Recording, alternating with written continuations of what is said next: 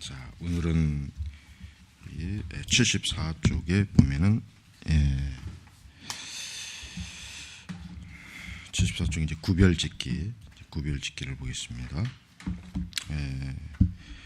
우리가 이제 역사적 예수에 대해서 이제 중요한 하나의 문제가 뭐냐면은 이제 보수 정통 신학에서는 예수 그리스도께서 예수님 자신이 하나님의 아들이라고 하는 분명한 그 의식이 또 이해가 있었다고 그렇게 이제 가르치지만, 그러나 이제 불투만이나 이런 자유주의, 그 다음에 또 후기 이제 불투만주의 이런 그 신학자들 같은 경우는 예수님께서 과연 당신 자신이 하나님의 아들이라는 걸 알았겠느냐, 아니면 아니.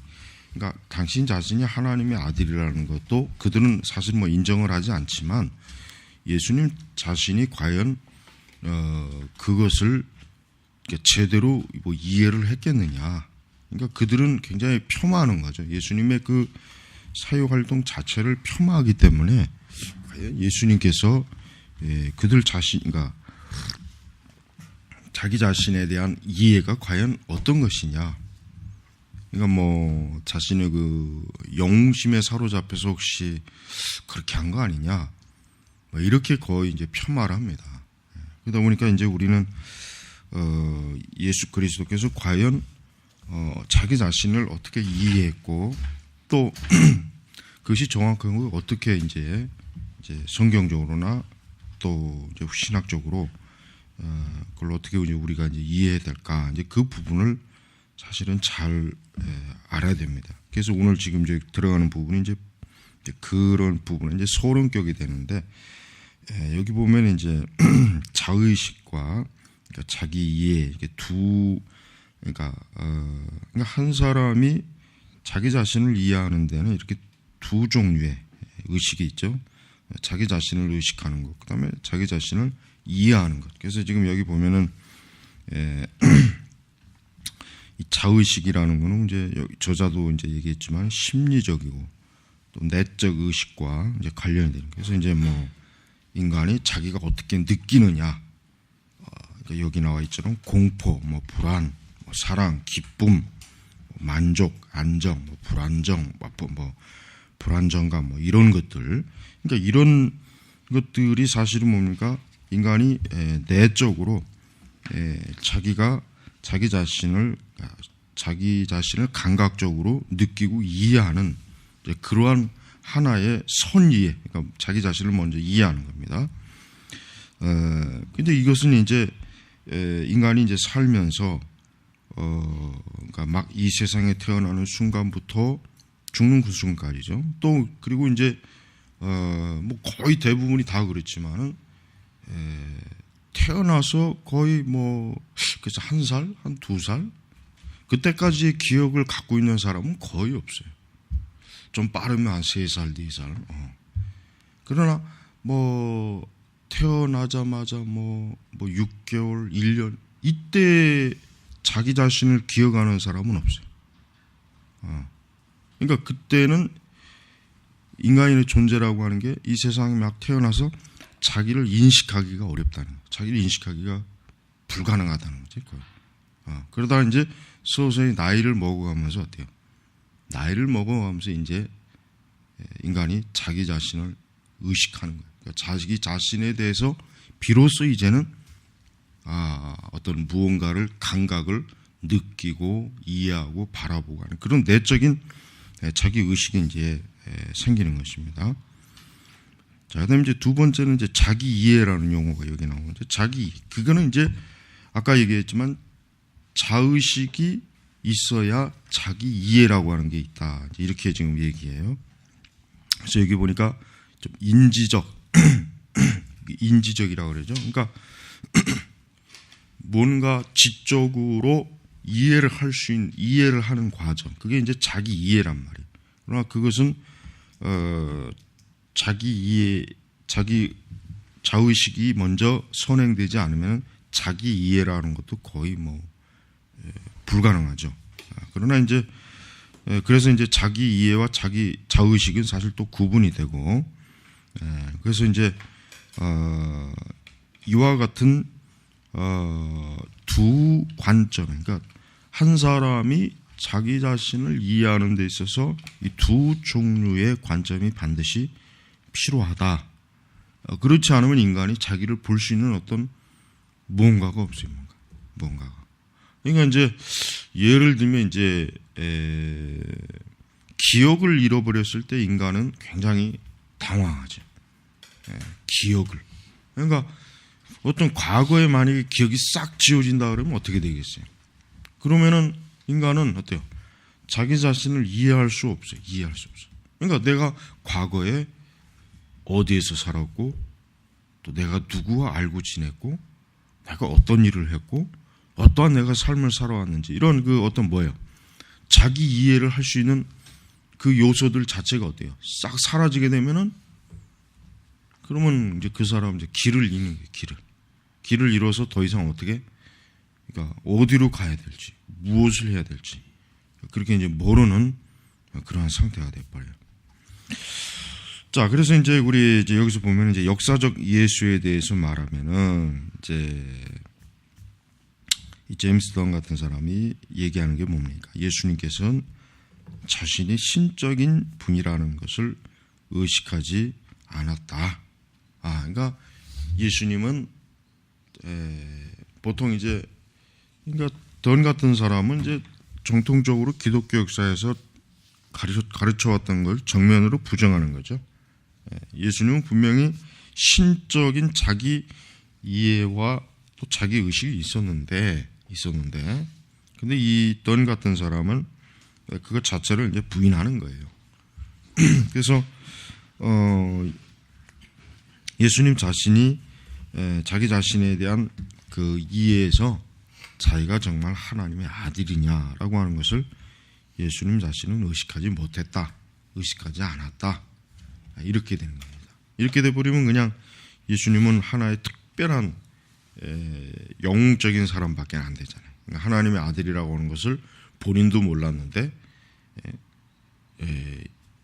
자기도 하나님의 아들이라는 것을 전혀 의식하지 않았는데 어떻게 그를 하나님의 아들로 인정할 수 있겠느냐.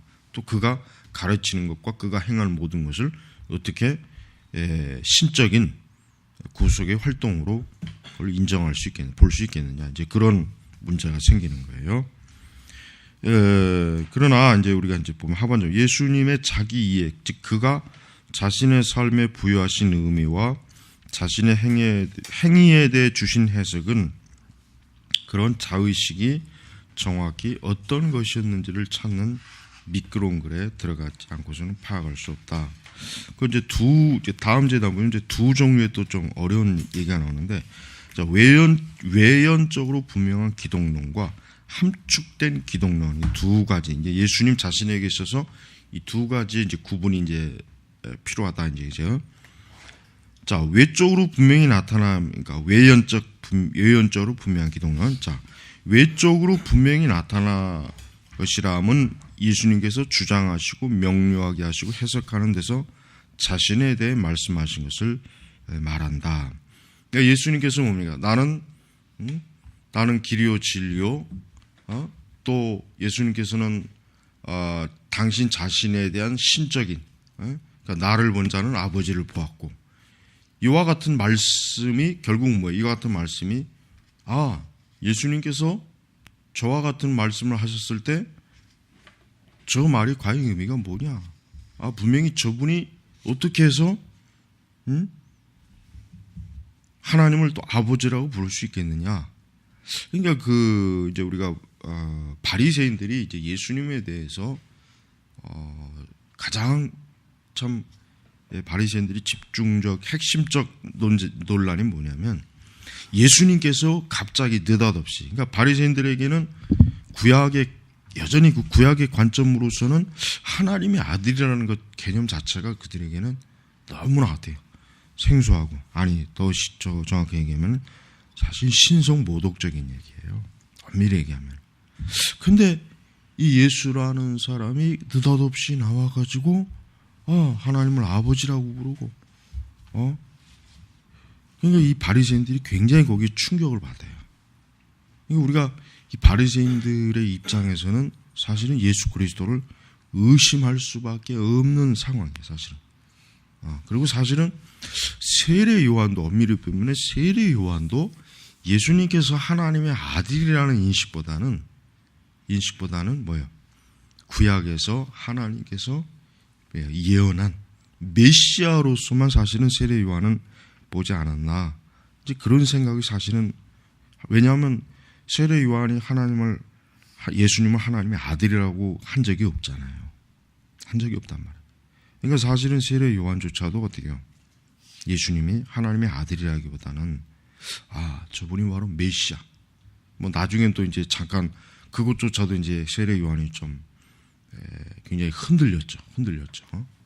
그러나 이제 구약의 이제 관점에서는 예수님이 어쨌든 주장하고 예수님 자신이 어쨌든 이렇게 자기 자신을 하나님의 아들의 신분으로서의 그 분명한 것을 분명히 말씀했고 가르쳤고 그것을 분명히 선포했단 말이에요. 그러니까 그게 이제 외적으로 드러난 아주 분명한 기독론적이고, 그 다음에 이제 함축된 것이나 뭡니까? 그가 자신의 정체를 계시하는 제스처와 행위. 가장 중요한 게, 가장 특별한 게 뭡니까? 이적과 기적이죠. 이적과 기적이라고 하는 것은 이분이 단순히 그냥 사람이 아니라 그냥 단순히 우리보다 조금 더 뛰어난 사람이 아니라 뭡니까? 하나님이 아니면 할 수 없는 것. 하나님이 아니면 할 수 없는 것을 한 것을 지금 어때요? 예수님이 그렇게 분명히 했단 말이에요. 예를 들면 무리를 걷는다든가, 오병이어다든가, 죽은 나사로를 살린다든가. 이런 것들은 사실은 그 당시 유대인들로서는 그런 일이 있었다는 걸 들어본 적도 없고, 그런 일을 누가 했다는 얘기도 들어본, 그런 비슷한 것조차도 사람이 할 수 있다는 것을 그들은 본 적도 없고 들은 적도 없어요. 그러나 예수님은 어때요? 공개적으로 했죠. 공개적으로. 예수님의 사역은 어때요? 모든 사람, 심지어 예수님의 적대자들도 볼 수 있게 했어요. 근데 그게 중요해요. 왜냐하면 만약에 예수님께서 공개적으로 하지 않았다면 그럼 분명히 저 예수는 그냥 자기의 추종자들을 속이는 자다, 미혹하는 자다, 이렇게 분명히 비난을 받았겠죠. 당연하죠. 뻔하죠.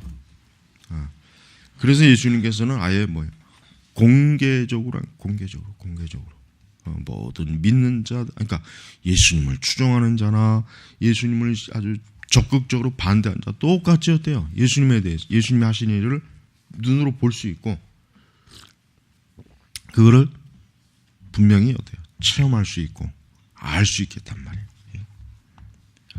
그러니까 오늘날 이 사이비들의 특징이 뭡니까? 오늘날 사이비들의 특징은 자기의 추종자들에게만 어때요?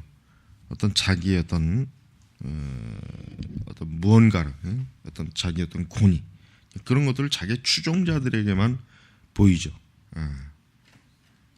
그러나 예수님 자신은 오히려 당신 자신이 분명한 신적인 존재라고 하는 것을 모든 사람이 보고 알 수 있게 다 공개적으로 드러내기 때문에 이것 자체가 뭡니까? 벌써 이분이 하나님의 아들이시구나. 이분이 신적 존재구나. 이분의 그 사역 자체가 굉장히 의미가 있는 것이구나. 그동안 사실, 그리고 이제 우리가 이제 구약시대 보면 선지자들 있죠. 선지자들 중에 제일 많은 이적과 기적을 행한 선지자. 주로 이제 우리가 이제 대선지자, 소선지자들은 특별한 어떤 기적을 행한 게 없어요. 그들은 메시지의 선포를 통해서 하나님의 그 말씀, 진리를 드러냈잖아요. 그러나 구약시대 이제 모세도 마찬가지겠지만은 그 대선지자, 소선지자 이전에 오는 그 선지자들 중에는 어때요? 어떤 기적, 특별한 어떤 능력, 그런 것들을, 그러니까 구약시대도 전체를 보면은 다윗 왕국이 아니라 솔로몬 왕국 이후에는 특별한 기적이나 이적이라고 하는 게 거의 나타나질 않았어요. 솔로몬 왕국 이후에는. 그리고 사실 다윗 시대 때도 사실 거의 마찬가지고. 그런데 이제 뭐 사무엘 선지자 이때하고 사사시대, 그 다음에 이제 열왕기왕, 열왕기하, 요 시대가 어때요? 그 시대 활동한 선지자들이 놀랄 만한 이적과 그런 것들을 많이 행했단 말이에요. 그러니까 이제 이스라엘 역사상 성경 전체에서 가장 놀랄 만한 이적과 기적은 사실 예수님이죠. 예수님이 행했단 말이에요. 그러니까 그런 것들을 볼 때마다 과연 그 예수님의 그 행위, 그분의 그 말이라든가 행동 이런 것 자체가 뭡니까? 이분이 하나님의 아들, 이분이 신적 존재, 이분이 진짜 메시아구나. 메시아이고. 왜냐하면 일단 메시아의 특징이 뭐가 되어야 되냐면 메시아는 반드시 이적과 기적, 어떤 하나님의 능력에 있어서 분명한 어떤 표징이 있어야 돼요. 그게 없으면 안 돼요. 그냥 말로 이렇게 가르치는 것만 가지고는 안 돼요. 왜냐? 그건 이미 선지자들도 했으니까. 그건 이미 선지자들도 다 그렇게 했어요. 그러나 거기에다 뭡니까? 그 자신의 말을 확증할 수 있는, 즉 당신 자신이 그 말에 어떤 분명한 하나님의 신적인 권위가 토대가 있다는 것을 보여줘야 돼요. 그걸 보여주기 위해서는 어때요? 이적과 기적이라고 하는 게 필요한 거예요. 그러니까 우리가 오늘날 그 교회가 사실은 이적과 기적이라고 하는 문제에 사실은 이 은사주의 물결 때문에 굉장히 관심을 많이 가졌지만 결론적으로 얘기할 수 있는 건 뭐냐면 현대 교회가 어떤 기적이나 이적은 전부 다 실패했습니다. 다 실패했어요. 성공한 예가 없어요. 그러니까 실제로 이적이다, 기적이다 이런 것들을 많이 주장했던 자신들조차도 뭐예요? 제대로 된 게 없었어요. 다 그냥 흐지부지 넘어졌단 말이에요. 그러니까 우리가 이런 이적이나 기적에 대해서 우리는 부정을 하진 않지만 그러나 어때요? 하나님께서는 섭리적으로 예수 그리스도의 그 십자가 죽으심 이후 그분이 승천하시고 사도들이 이제 교회를 세우는 그 이후에는 어떻습니까? 이적과 기적이 교회 사역의 중심이 된 적이 한 번도 없었단 말이에요. 한 번도 없었어요. 한 번도. 그리고 그런 어떤 특별한 이적과 기적이 그렇게 막 엄청나게 나타나거나 그런 적도 역시 없었어요. 다만 이제 하나님께서는 그러니까 이제 우리가 이제 다만 알아야 될 게 뭐냐면 하나님께서는 어떤 특별한, 그러니까 그 특별한이라고 하는 것은 예외적인 상황이에요. 그게 보편적인 상황이 아니란 말이에요. 어떤 선교사들이나 교회가 이제 막 또 세워지는 그런 과정 가운데서 어떤 그 하나님의 어떤 살아계심을 보여주긴 했지만 그러나 성경에서 드러날 수 있는 그런 그 정도의 그 하나님의 가시적 능력이 드러나는 것은 극히 조금밖에 안 된단 말이에요. 극히. 그러니까 지금 은사주의자들이 왜 잘못됐냐 사람들이냐면은 그 사람들의 큰 문제가 뭐냐면은 정작 교회가 관심을 가져야 될 부분이 뭐냐면 그리스도의 하나님의 아들 되심이에요. 복음이에요. 그런데 이 사람들의 문제는 뭡니까? 어떤 병 고치는 것, 어떤 신유, 특히 이제 신유. 이런 부분을 통해서 어때요? 마치 기독교의 복음이 확장될 수 있을 거라는 착각을 그들이 크게 한 거예요. 그러나 실제로 뭡니까? 그런 신유의 역사가 극히 일부분이야. 그런 신유의 역사가 만약에 저들이 말하는 대로 일어났다면 오늘날 기독교가 지금보다 더 확장이 되면 됐지 줄어들진 않아요. 그래서 우리는 여기 나와 있는 것 있지만 예수님께서 신적인 자의식을 가지지 않으셨다고 말하는 일 어리석음을 분명히 드러내준다. 그러니까 예수 그리스도의 그 외연적으로 드러난 기독론하고 함축된 기독론이라고 하는 것은 결국은 뭐냐면 예수님의 신적인 자의식을 드러내는 중요한 요소다. 그렇게 이제 우리가 이제 바라볼 수 있을 것입니다. 자, 근데 이제 불투만 같은 사람은 이제 여기에 대해서 반대하죠. 거기 나옵니다. 첫째는 불투만이 반대하는 첫 번째 이유는 뭐냐면 복음서에 나타나는 어떤 자료가 랍비 문학과 유사성을 가질 때 그는 이것이 랍비 문학에서 온 것이라고 여기서 참으로 예수님에게서 온 것이 아니라 랍비 문학이라는 건 뭘 말합니까? 랍비 문학, 신구약 중간 시대에 나왔던 위경, 외경 이런 것들. 위경이나 외경들 자체가 뭡니까? 바로 신구약 중간 시대에 거의 대부분 그 시대에 나왔던 유대 문학, 또 랍비 문학이란 말이에요. 이제 거기에는 여러 좀 황당한 얘기도 많고 어떤 정확한 역사적 근거를 알 수 있는 것도 많고 어쨌든 우리는 그것을 신적 영감된 계시로 받아들이지 않는단 말이에요. 우리 개신교는. 근데 카톨릭은 거기에 한 7개를 일부 그걸 영감된 문서로 받아들여요. 그건 잘못된 거예요. 왜? 그건 역사적으로 기독교가 정경을 인정할 때 그 자체를 인정한 적이 사실은 없어요. 후대 와서도 마찬가지지만 그는 카톨릭에서만 받아들인 거란 말이에요. 예. 그러니까 불투만이 지금 트립 잡고 있는 게 뭐예요? 복음서의 이야기가 그냥 그 외경이나 위경에서 이렇게 축출해가지고 그 형식을 이제 빌려온 하나의 그냥 전설의 모임집이 아니냐. 예수님을 좀 신적인 사람으로 이렇게 막 우대하기, 그러니까 그렇게 만들기 위해서 꾸민 거 아니냐. 그러니까 불투만은 이제 그 부분에서 신뢰할 수 없다 이거죠.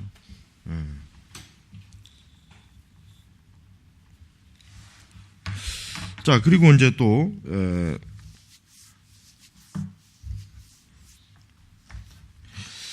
자, 근데 이제 이렇게 보면은 둘째는 뭡니까? 둘째는 거기 또는요.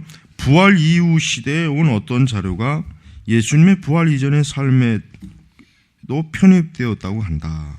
부활 이후에 이제 사실은 이제 우리가 이제 복음서도 마찬가지지만 서신서도 결국은 예수님의 승천한 이후에 다 기록된 거죠. 당대에 기록된 게 아니에요. 당대. 그러니까 이제 불투만이 얘기하는 게 뭐냐면은 예수님께서 살아있을 때 기록된 것이 아니라 후대, 그러니까 예수님께서 부활하시고 그 이후에 승천하시고 예수님이, 그러니까 기독교가 말하는 그런 예수님의 행적이라고 하는 게 당대에 기록된 게 아니다.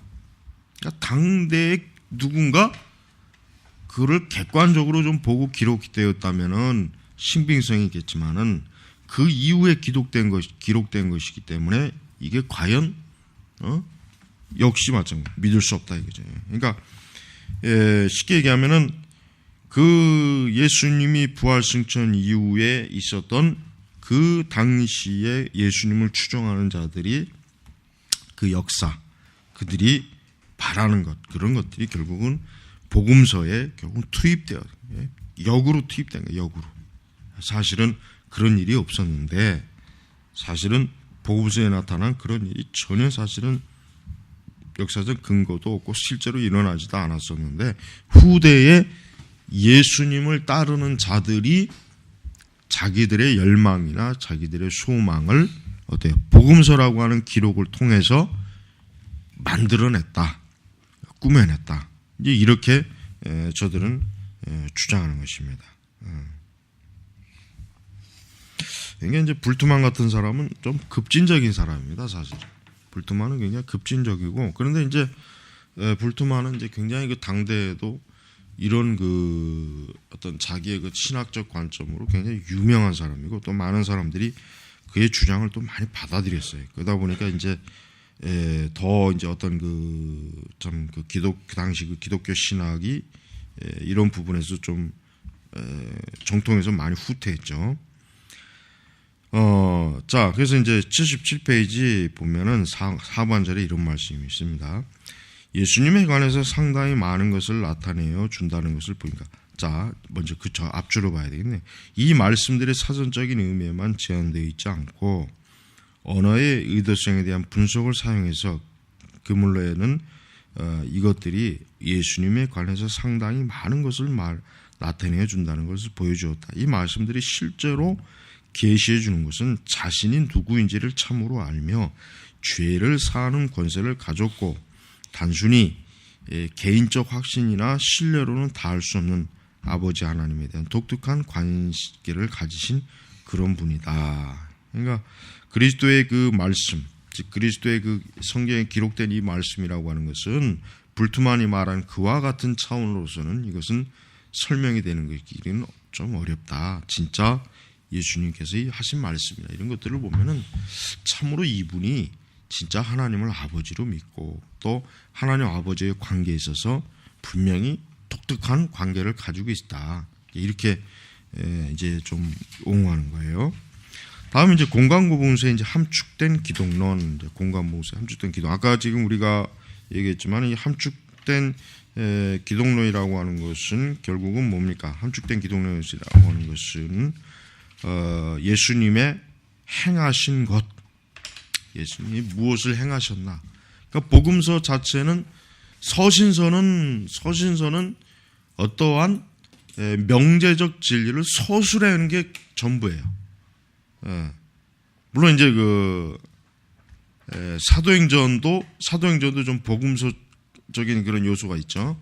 그러나 로마서, 그다음에 뭐 갈라디아서, 에베소서, 뭐 고린도전후서, 그 외에 뭐 요한일서, 뭐 요한일서, 그 나머지 전부 그 서신서들은 뭡니까? 어떤 진리의 명제를 서술형으로 이렇게 쓴 거예요. 그러니까 어떤 거기에는 어떤 예수님의 어떤 행위나 행적이라고 하는 게 없죠. 심지어는 뭐 사도들의 행위나 행적조차도 거의 없어요. 다만 이제 사도행전에는 이제 그게 나오죠. 그러나 사도행전은 엄밀히 얘기해서 그거는 서신서가 아니라 그거는 복음서와 같은 문학적 형태를 가지고 있기 때문에 사도행전은 사도들이 어떻게 활동했는가. 그러니까 초기에 교회가 세워지는 그 과정 속에서 예수님께서 승천한 이후에 사도들이 교회가 그 당시 어떻게 활동했는가. 또 주요 몇몇 사도들이 어떤 활동을 했는가. 이제 그걸 드러내는 거란 말이에요.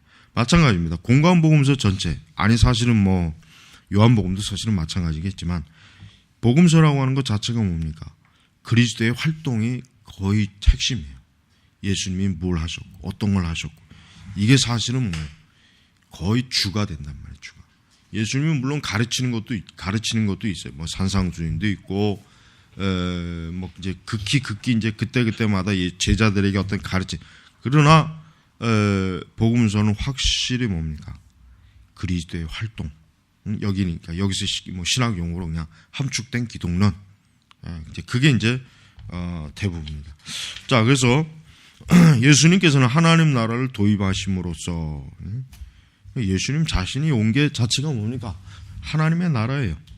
예수님이 이 땅에 오신 것 자체가 하나님의 나라가 이제 도래한 거예요. 자, 그래서 자신의 삶의 의미를 해석하고 그 정체를 드러냈다.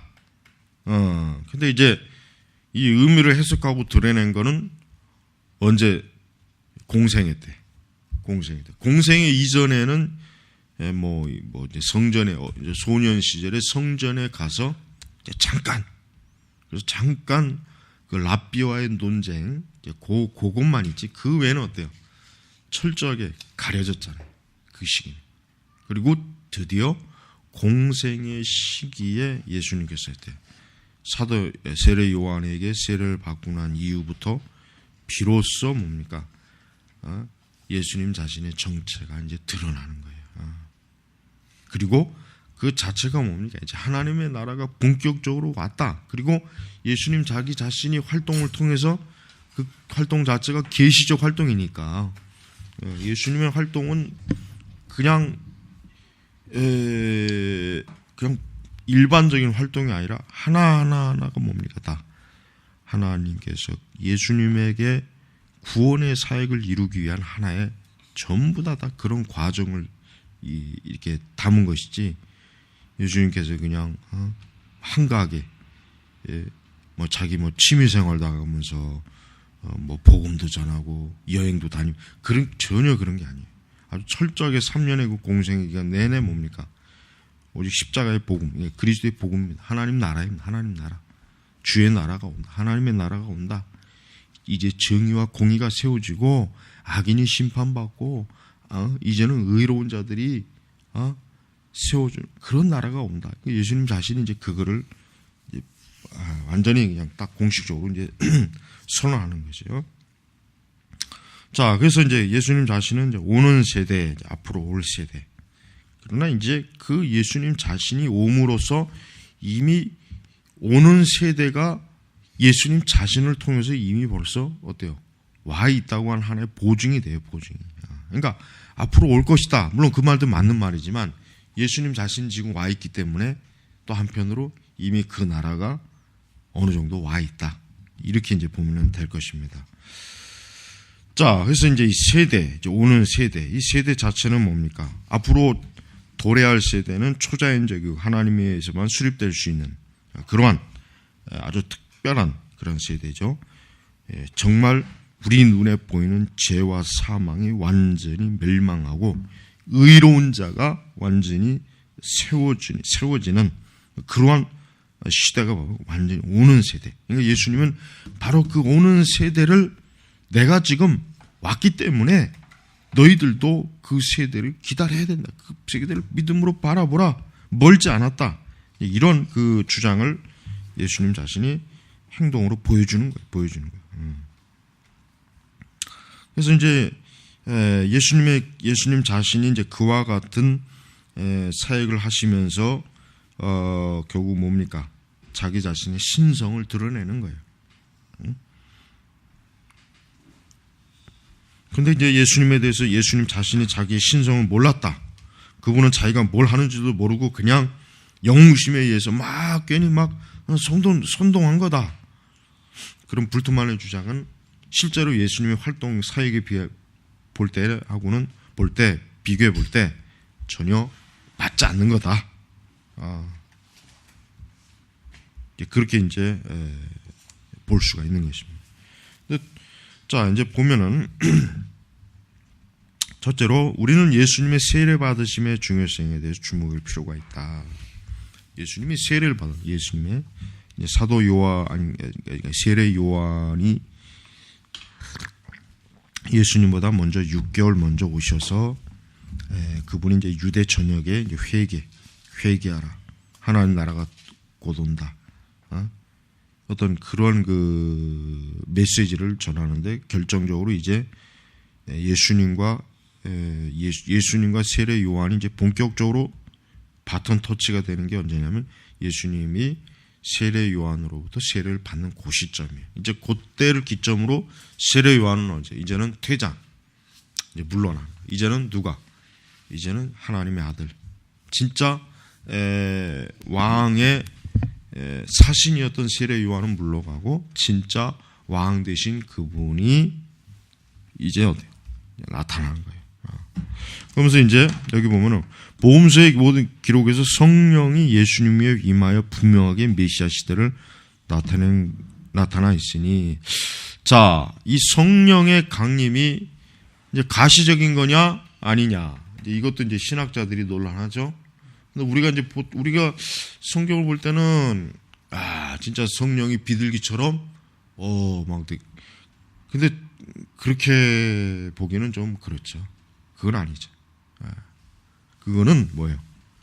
그거는 영적인, 그러니까 하나님께서 예수 그리스도에게 뭡니까? 신적으로 어떤 구속의 이제 실제 사역을 하실 예수님에게 성령께서 어떤 쉽게 인증하는 그런 형태. 그러나 실제로 비둘기처럼 성령이 이런 것을 세례 요한이라든가 그 주변에 그 세례받는 사람들이 그걸 눈으로 보고 그런 건 아니에요. 그거는 문자적으로 해석하기는 그런 문제가 있죠. 그렇게 하면 안 되죠. 다만 이제 이것은 뭡니까? 그리스도께서 본격적으로 공생의 사역을 하시는데 이제는 뭡니까? 이제는 본격적으로 어떤 스타트, 인증, 정말 이제 비로소 참 그 거룩한 사역을 하시는 데 있어서 이제는 하나님의 그 공적인 임재를 나타내주는 그런 말씀이라고 우리는 보면 돼요. 근데 거기서 이제 뭡니까? 너는 내 사랑하는 아들이야. 내가 너를 기뻐하노라. 그러니까 이 말 자체도 모든 사람이 들을 수 있게 한 말이 아니죠. 그러나 예수님께서는 이 말씀을 어때요? 들었다고 봐야 돼요. 예수님은 이 말씀을 분명히 들었어요. 그러나 예수님 주변에 있던 사람들은 이 말씀을 들을 수가 없습니다. 왜? 이것은 어떠한 음성입니까? 진짜 말 그대로 하나님의 음성이에요. 진짜 이게 근데 하나님의 그 음성을 모든 사람이 들었다고는 할 수 없어요. 예수님 자신이 분명히 그때 그 음성을 듣고 더욱 뭡니까? 이제 자기 자신의 신적인 의식이 더 확실해진 거예요. 아주 분명해진 거예요. 더 분명해지고 이제 공식화된 거란 말이에요. 공식화. 그래서 성경에 이 말씀이 기록된 이유가 뭡니까? 바로 진짜 예수님께서 하나님으로부터 성부 하나님으로부터 바로 보냄받은 하나님의 아들이고 이분이야말로 진짜 하나님의 일을 하는 일에 쓰임받는 거룩한 분이시다 하는 것을 복음서 기자가 그걸 알려줘야 되니까 여기 기록한 것이지, 실제로 예수님 외에 다른 누군가 이 음성을 듣고 비둘기같이 천사가 내는 걸 보고 이것을 기록한 건 아니라는 거예요. 이건 철저하게 봅니다. 영적으로 우리가 봐야 될 말씀이지 이거를 실제로 우리 귀로 듣는다. 오늘날 하나님의 음성을 듣는다는 그런 정신병자들하고는 그거는 차원이 틀린 거란 말이에요. 그러나 이 말씀 자체가 결국 뭡니까? 시편 2편 7절과 이사야 어때요? 42장 1절에 조합된 그런 말씀이에요. 그러니까 철저하게 예수님은 뭐야? 이미 구약에 기록된 말씀에 의해서 선포된 말씀, 예언된 말씀에 의해서 벌써 예수님은 행동하시는 거예요. 그냥 임의로 행동하시는 것이 아니라 그걸 지금 뒷받침하는 게 바로 뭡니까?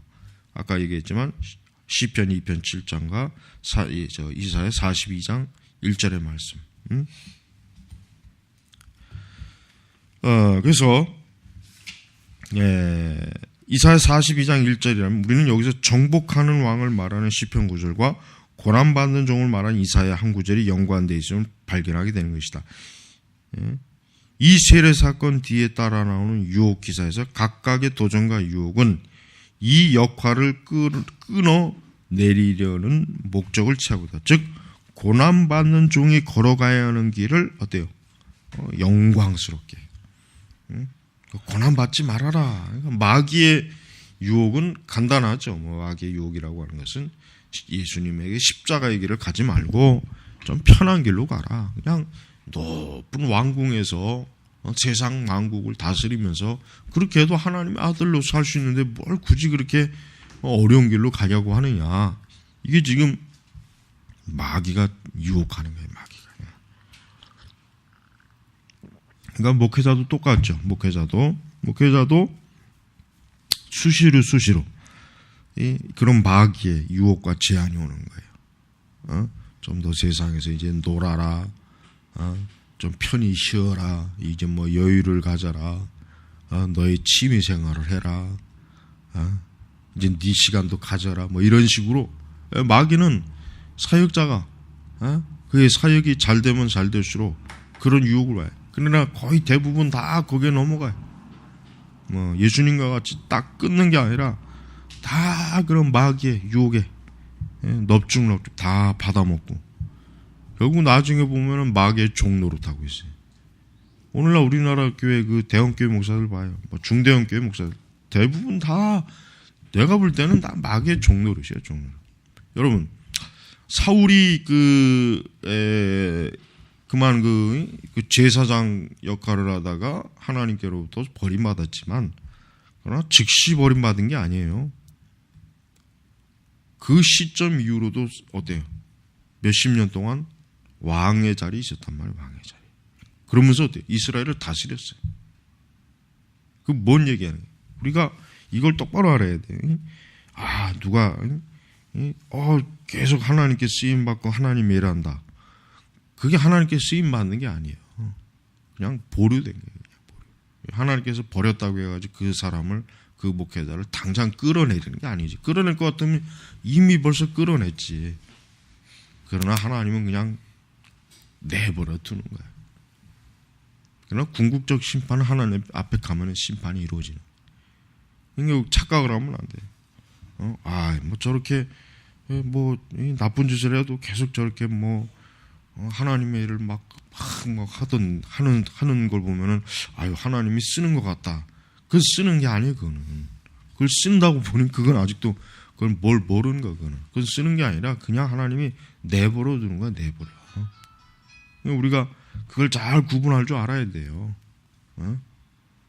그러니까 하나님께서는 부지깽이 같은 것도 하나님 쓸모없는 하나님의 그 일을 하나님의 사역에 있어서 그 나쁜 도구들도 다 쓰는 거예요. 써서 나중에 그냥 버리는 거야. 쓰고 나면은. 그러니까 지금 저들은 다 그렇다고 보면 돼요. 지금 이런 인간들은. 우리가 그런 자들을 보고 이게 하나님의 심판이라고 하는 게 이게 뭐 별거 아니구나 뭐 이런 식으로 하면 큰일 납니다. 자, 이제 계속해서 80페이지를 넘어가면은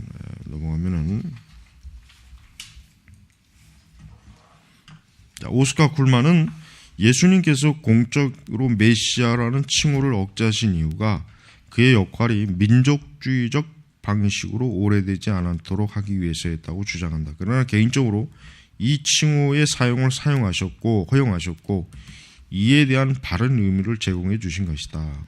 또한 공간복음서에 나타난 공간복음서에 성령님에 대한 언급이 적은 것은 그 구절들이 참되다는 것을 보여준다. 자, 복음서들이 쓰여졌던 때는 이미 바울 서신에 널리 읽히고 있다. 그때 이 바울 서신 곳곳에 126회의 성령에 대한 언급이 있어서 이로부터 공간복음서에 이르는 것을 증대시킬 수 있는데도 그런 일은 일어나지 않았다는 것이다. 이로부터 우리는 이로부터 우리는 공간복음서에 있는 성령에 대한 언급이 후대에 발전된 것이 아니라 처음부터 있었던 참된 것이라 추론할 수 있다. 그러니까 지금 성령에 대한 그 부분, 아까 지금 예수님이 세례를 받으실 때 거기에 갑자기 뭔가 아까 얘기한 것처럼 성령이 비둘기같이라는 말이 나온다. 비둘기같이.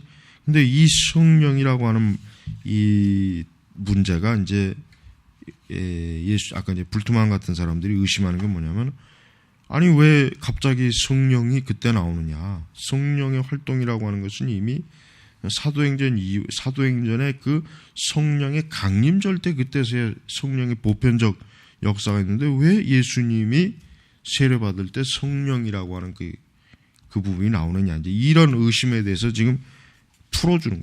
왜 이미 이것은 후대에 그러니까 성령 강림 이후에 그 성령을 후대에 있는 사람들이 복음서에 집어넣은 것이 아니라 이미 벌써 이미 사도 바울 서신이 복음서가 쓰여지던 그 당시에 널리 읽히고 있었는데 거기에 벌써 이미 성령에 대한 풍성한 기록된 증거가 나타난다 이거죠.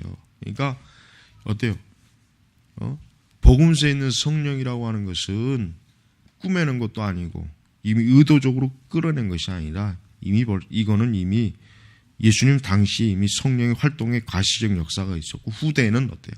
더 그런 가시적 활동의 역사가 많았다는 거죠. 그러니까 복음서 자체가 그러니까 공간복음서에 있는 성령에 대한 언급이 후대에 발전된 것이 아니라 사실은 처음부터 있었다 이게 처음부터. 그러니까 성령에 대한 그 복음서에서 드러난 성령의 그 가시적 활동은 사실은 굉장히 사실 적습니다. 그러니까 예수님 세례 받을 때라든가 그 외에는 사실은 어떤 뚜렷한 성령의 활동적 역사가 확 보편적으로 드러나지는 않아요. 네. 그것을 본격적으로 그 성령의 활동이 드러나는 것은 오순절 이후, 강림 이후 이제 그때부터 이제 확연히 드러납니다. 그러나 적어도 뭐예요? 이 공간복음서를 기록한 저자들이 성령에 대해서 이미 벌써 활동에 대해서 알고 있었다는 거예요. 네, 이미 분명히 알고 있었다. 그러나 그때 이미 바울 서신들이 많이 성령을 언급한다고 해서 이들이 이 공간복음서 안에 성령의 활동을 많이 기록하지는 않았어요. 그러니까 오히려 뭡니까? 그러니까 성령의 이 언급 자체가 이 성령이라고 하는 이 개념이, 이런 신학적 개념이 이미 벌써 복음서 저자들에겐 충분히 있었지만, 그러나 중요한 것은 그 당시 복음서는 예수님의 활동이 주이기 때문에 성령의 사역에 대해서는 그렇게 많이 기록할 이유가 없었던 거예요. 단지 요한에게 세례 받을 때만, 그때만 이제 예수님의 가시적 공적 사역을 수행하시는 예수님에게 성령의, 흔히 얘기해서 성령의 어떤 보증, 확증, 그것을 드러내기 위해서 이제 그것만 기록한 거예요. 그래서 우리는 이제 예수님께서 우리가 첫 번째 봤지만 이 세례 사건은 예수님 자신이 세례 요한에게 세례를 받은 그 당시 많은 사람들하고 동일한 의미의 세례가 아니에요. 이 세례는 뭡니까? 공생애를 시작하는 하나님의 아들로서의 공식적 데뷔입니다. 데뷔. 그래서 그것을 누가 확증합니까? 하나님께서. 그 다음에 성령께서. 그러니까 성부, 성자, 성령, 삼일체 하나님이 결국은 뭐예요? 예수님의 공생의 사역 자체, 거기에 다 이미 벌써 확증된. 그래서 우리는 예수님의 이 공적 사역이라고 하는 게 얼마나 중요한 의미를, 또 그리고 예수님 자신이 그냥 아무 생각 없이 아무것도 모르고 내가 뭐 위대한 일을 해볼까 이게 아니라 진짜 당신 자신이 하나님의 아들이라는 신적인 의식을 가지고 세례 요한에게 나갔고, 그리고 그 세례를 받는 그 시점에 더 분명한 확증을 하나님께로부터, 성령께로부터 받은 거예요. 그래서 절대로 예수님은 그 불트만이 말한 그런 것처럼 예수님이 어떤 신적 자의식이 없이 그냥 충동적으로 뭘 했다, 이건 받아들여서는 안 되는 거예요. 잠깐 쉬고. 약한 자, 결국 이들에 대한 하나님의 이제는 본격적인 하나님의 심판이 예수님을 통해서 이제는 시작되었다는 게 결국은 예수님의 신성을 드러내는 하나의 중요한 모습입니다. 세 번째는 예수님께서 수행하신 이적들에도 이 신성이 확인이 함유되어 있다. 당연히 그렇죠. 아까 우리가 초기에 얘기했지만은 예수님의 이적과 기적은 이거는 보통 사람이 할 수 있는 게 아니에요. 그 당시에 그 유대인들이 다양한 마술사라든가 여러 막 그냥 신기한 이적을 행하는 사람들을 분명히 많이 봤단 말이에요. 그런 사람들이 많았거든, 그 당시에. 그렇기 때문에 그들이 예수님의 그 사역을 어때요? 그런 마술사들하고는 차원이 틀리다는 걸 너무나 잘 아는 거예요. 예수님이 하신 일은 이거는 어떤 마술로 될 수 있는 게 아니다. 이거는 어떤 속여서 트릭으로 막 꾸며서 될 수 있는 게 아니라 이거는 진짜 하나님이 아니면 할 수 없는 거다. 그러니까 나인성 과부의 아들을 살린 것도 그렇고, 죽은 나사로를 살린 것도 그렇고, 문둥병자를 치유한 것도 그렇고, 예수님이 하신 그 사역 하나하나 자체가 뭡니까? 예수님이 신성을 아주 명확하게 드러내는 거예요. 그러니까 그걸 보면서 부인할 수가 없는 거예요. 왜? 그것도 한두 번이 아니라 항상 어느 때든지 공개적으로 모든 사람이 보는 앞에서 어떤 속임수를 쓰지 않고 행한 것을 봤을 때, 그 당시 그 유대인들이 봤을 때 절대로 예수님의 그 신성을 의심할 수가 없는 거예요. 자, 그래서 우리가 이제 계속 보면은 이러한 치유들은 예수님 안에서 그를 통하여 오는 초자연적인 하나님의 통치의 임재에 대한 가시적 시사인 것이다. 그렇죠. 예수님 안에서 그를 통하여 오는 초자연적인 하나님의 통제의 임재에 대한 가시적 시사. 참으로 자연, 예수님이 갈릴리 바다를 잠잠케 하는 것도 그렇고, 이 자연조차도 하나님의 도래의 효과를 느끼다. 이 자연 이적들, 이 논박된 모든 근거들을 다 설명하기 정황이 잘 맞지 않는다. 그러나 복음서 기자들은 이 이적들이 신적 능력의 결과들이라고 여겼으면 분명하다. 그러니까 오늘날 여러분 치유사에 가는 인간들을 볼 때 그 인간들이 사기치는 걸 어떻게 알 수 있어요? 자연 이적이 없어요. 예를 들면 비 오는 걸 멈춘다든가, 뭐 바다를 가른다든가, 배인인이나 이런 사기꾼들, 뭐 우리 한국의 그 오순절 사기꾼들 보세요. 맨날 붙잡고 뭐 병자 치유죠 맨날. 왜냐 그게 제일 쉽거든. 왜 대두 자기에게 책임이 올 수가 없어. 그럼 믿음이 없다 그러면 되는 거야. 네가 죄를 졌다, 회개가 부족하다. 그러나 자연이적은 이거는 자기에게가 책임을 져야 돼. 비를 오지 않게 해달라고 기도했는데 비가 계속 오면 어떻게 해? 뭐 그렇다고 해서 뭐 비가 회개 안 했다고 할 수는 없잖아요. 하늘이 회개를 안 했다. 그러니까 여러분 이 사기꾼들을 딱 보면은 그들이 진짜 할 수 없는 건 시도를 안 한단 말이에요. 그러니까 우리 한국의 오순절 이단들도 봐요. 전부 다 방언, 무슨 병 고치는 거, 이런 것들만 가지고 계속 사기를 치잖아요. 다른 이적으로 못해요. 오병이 한번 해봐라. 물을 포도주로 만들어. 왜 그런 거 못하냐? 아니, 너희들 말대로 오늘날도 성령의 이적과 기적이 너희들 손에서 나타난다고 하는데 왜 그게 없냐, 이거, 왜? 그러니까 왜 그런 거를 얘기하는 그 신자들이 없냐, 이거예요. 그 앞에서, 그러니까 참 내가 이해 안 가는 게, 교육을 좀 못 받고 무식하면은 내가, 그래도 좀, 근데 대학 교육을 받고, 다 사회적으로 의사고, 변호사고, 학교 선생님, 이런 사람들도 그런 그 가짜 그 사이비들에게 가가지고 넉넉히 있는 걸 보면 그게 이해가 안 가는 거예요, 그게. 아니, 그래도 좀 배울 만큼 배운 사람들이 이렇게 영적으로 눈이 멀어서 그래요, 영적으로 눈이 머니까 그런 사기꾼들에게 계속 사기를 당하는 거예요, 사기를. 응? 아까도 얘기했죠, 구원파 놈들 중에 법조계 있는 놈들도 많다 그러는데, 그 법을 하는 놈들이 얼마나 똑똑해요, 논리적. 근데 그런 그 말도 안 되는 그 구원파의 그 황당한 교리에 그 빠져드는 걸 보면 뭘 할 수 있어요? 그거는 뭐예요? 응? 그건 영적으로 눈이 멀지 않는 이상은 그거는 불가능해요. 불가능하다.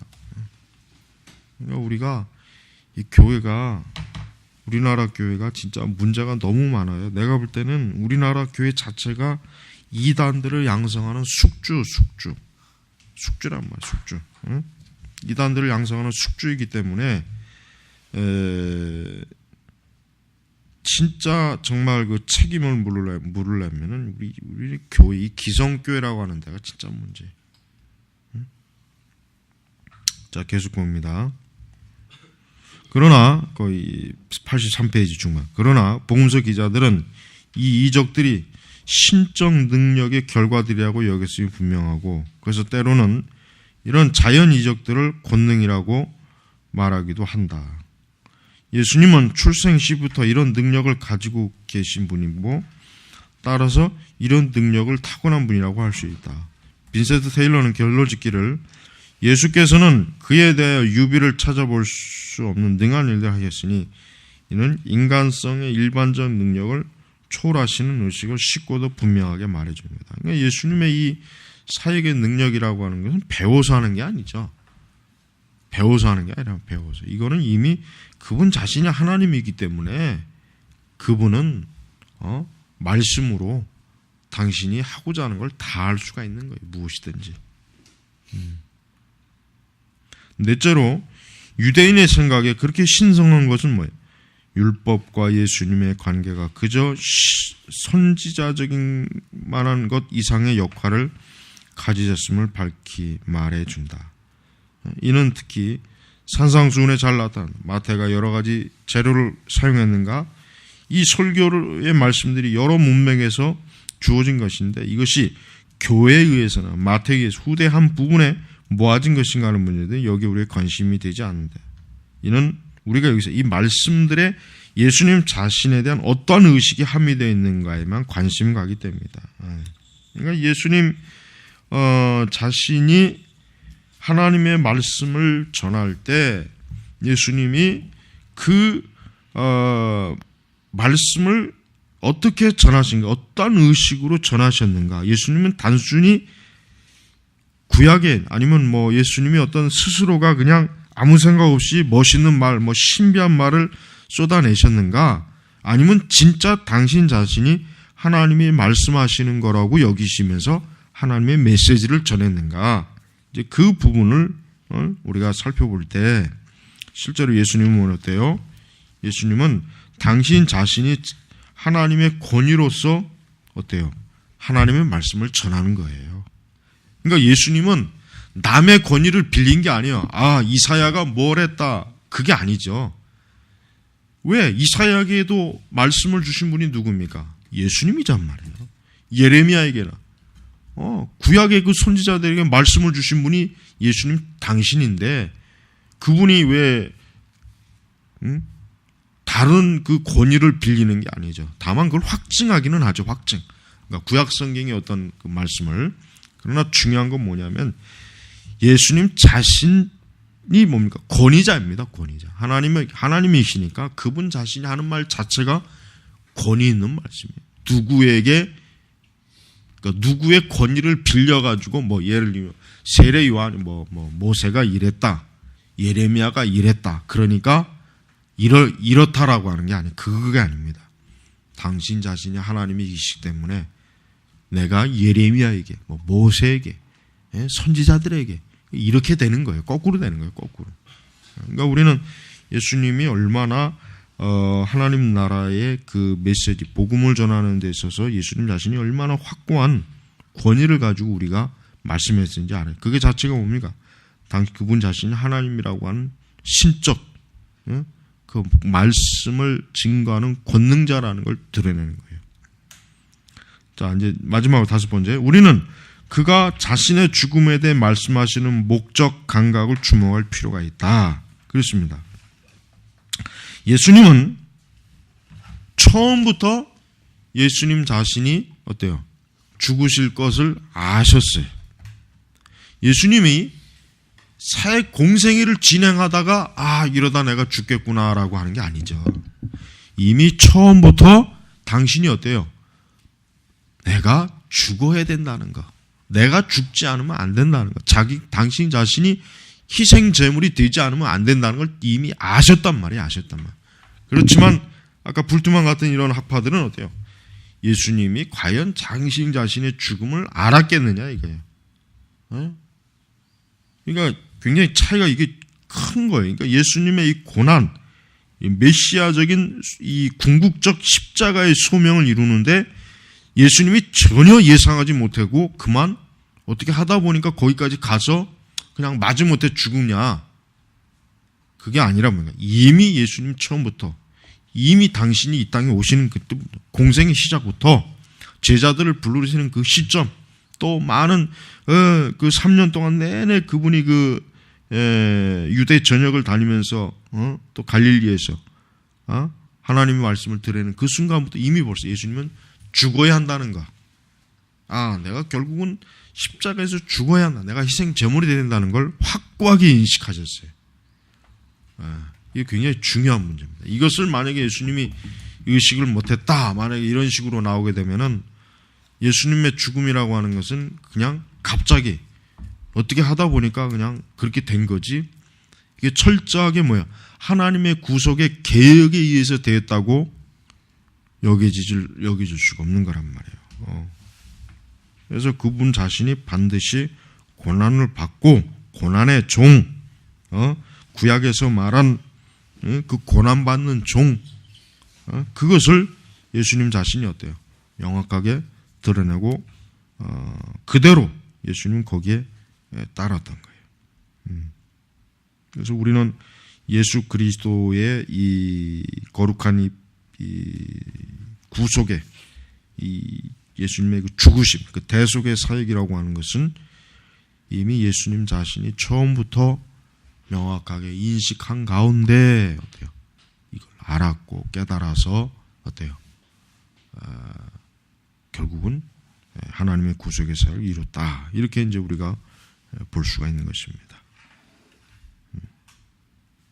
그래서 우리는 지금 이 몇 가지를 통해서 뭡니까? 예수 그리스도의 그 함축된 기독론의 증거를 우리가 살펴봤어요. 그러니까 우리는 이 예수님의 이 지금 한 5가지의 이 함축된 기독론을 봤을 때 우리는 그리스도께서 어떻게 합니까?